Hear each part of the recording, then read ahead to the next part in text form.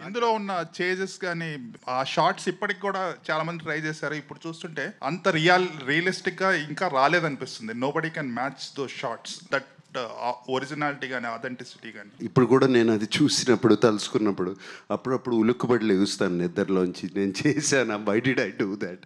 పాపం ఆ పాపని అంత డేంజర్‌లో పెట్టామా అని. Yeah. And but it was once in a life time experience. I don't think we can do it again. And that's why అది ఇట్ లుక్స్ సో రియల్.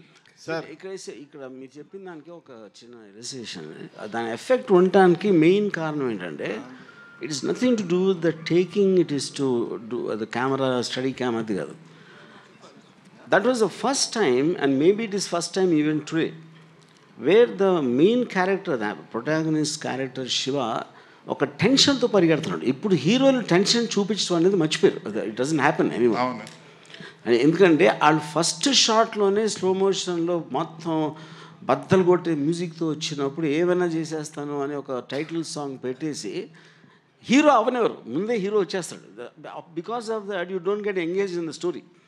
ఇక్కడ నాగార్జున ఎక్స్ప్రెషన్ అంత రియలిస్టిక్గా ఒక 5-6 వస్తే పారిపోయి ఆ పాపను కాపాడటానికి ఈ looks like a normal human being. Because of that the heroism elevate అవుతుంది. That is where the actual fundamental issue is. అది అనేది మీరు మర్చిపోయారు కాబట్టి ఇప్పుడు కూడా ఎవరు చేయట్లేదు కాబట్టి you again felt the freshness అవుతారు.